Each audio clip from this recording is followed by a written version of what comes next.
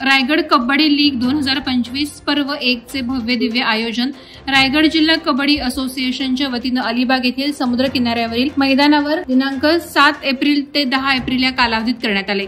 या स्पर्धेत रायगड जिल्ह्यातील 96 नामवंत खेळाडूंचा आणि जिल्ह्याबाहेरील 8 खेळाडूंचा सहभाग राहणार आहे। या स्पर्धेकरता जिल्ह्यातील नामवंत 20 पंच आपली कामगिरी बजावणार आहेत। या स्पर्धेला महाराष्ट्रातील 6 अर्जुनवीर आणि 20 छत्रपती पुरस्कार विजेते खेळाडू उपस्थित राहणार आहेत। तसंच महाराष्ट्र राज्य कबड्डी असोसिएशनच्या पदाधिकाऱ्यांसह महाराष्ट्रातील वरिष्ठ कबड्डी प्रेमी मंत्री महोदयांसह जिल्ह्यातील खासदार, आमदार, वरिष्ठ नेतेगण यांची उपस्थिती लाभणार आहे। खेळाडूंसाठी उत्तम प्रतीचे गणवेश, विजेत्या संघासाठी रोख पारितोषिकं, वैयक्तिक खेळाडूंसाठी रोख रकमेची बक्षिसं तसंच दररोज रोख वैयक्तिक बक्षिसं देण्यात येणार असल्याची माहिती चित्रा पाटील आणि आस्वाद पाटील यांनी जाहीर पत्रकार परिषदेत दिली।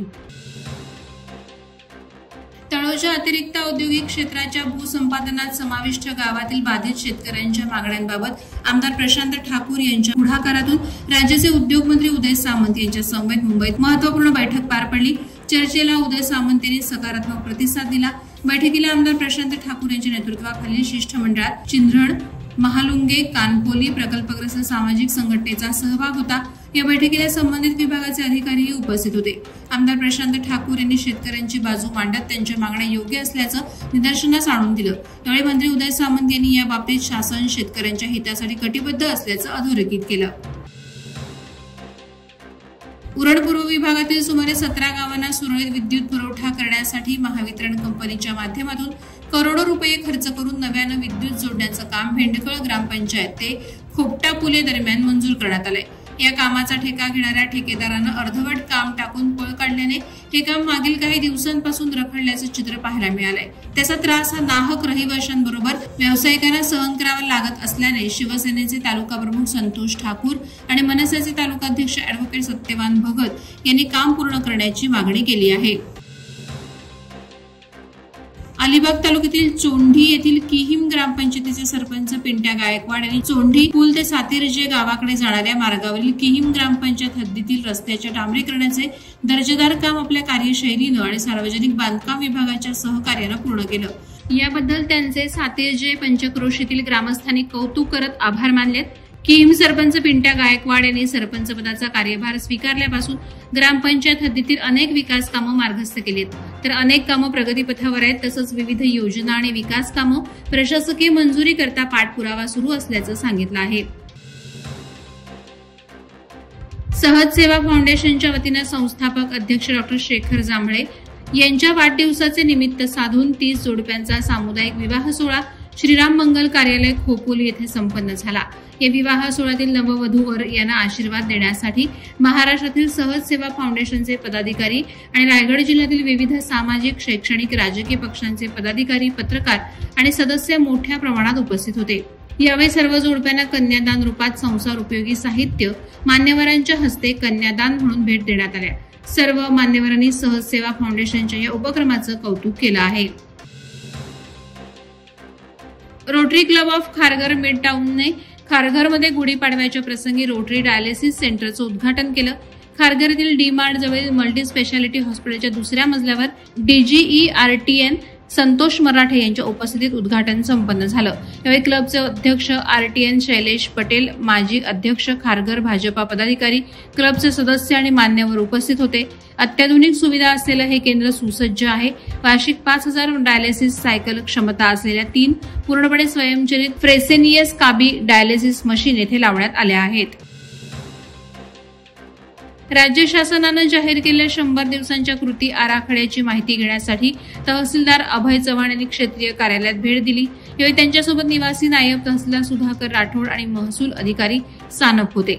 शासकीय आणि निमशासकीय कार्यालयांकरता आगामी 100 दिवसांमध्ये संकेतस्थळ, सुकर जीवनमान, स्वच्छता, जनतेच्या तक्रारींचं निवारण, कार्यालयातील सोयी आणि सुविधा, गुंतवणूक, प्रसार, क्षेत्रीय कार्यालयांना भेटी या मुद्द्यांवर प्रभावी कार्यवाही करण्याबाबतचे निर्देश देण्यात आले। या पार्श्वभूमीवर पाहणी केल्यानंतर त्यांनी समाधान व्यक्त केलं।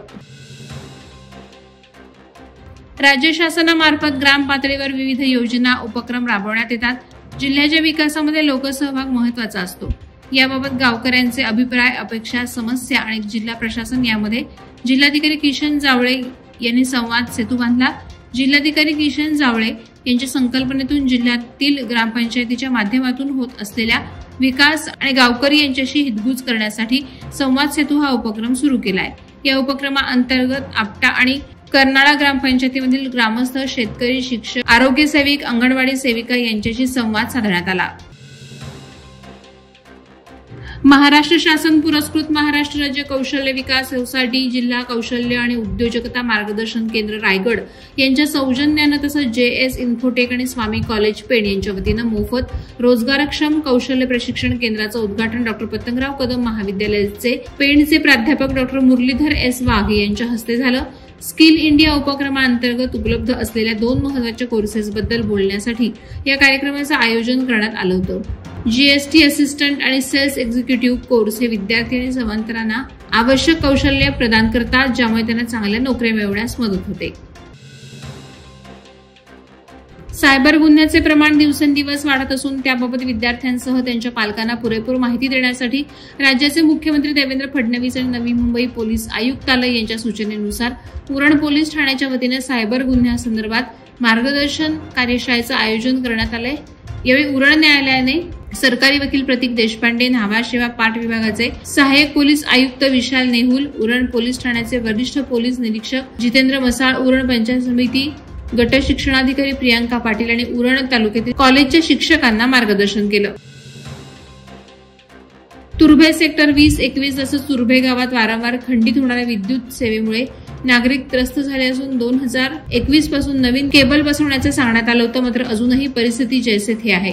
एके रात्री 8 तास लाईट गेल्यामुळे संतप्त नागरिकांनी येथील चौकात ठिय्या मांडला होता. अखेर पोलिसांनी हस्तक्षेप केल्यानंतर लोक निघून गेले. त्यामुळे गणेश नाईकांच्या जनता दरबारात हा विषय देण्यात आला. याबाबत नाईकांनी निधी देतो, पण हा विषय मार्गी लागला पाहिजे असं सांगितलं. हा प्रश्न मार्गी निघाला नाही तर मी स्वतः चौकात उपोषणाला बसेल असं माजी नगरसेविका शुभांगी पाटील यांनी सांगितलं. वादळवारा लाईव्हसाठी न्यूज ब्युरो, रायगड. नवी मुंबई व रायगड जिल्ह्यातील ताज्या बातम्या आणि घडामोडींसाठी सबस्क्राईब करा वादळवारा लाईव्ह चॅनल आणि दाबा बेल आयकॉन.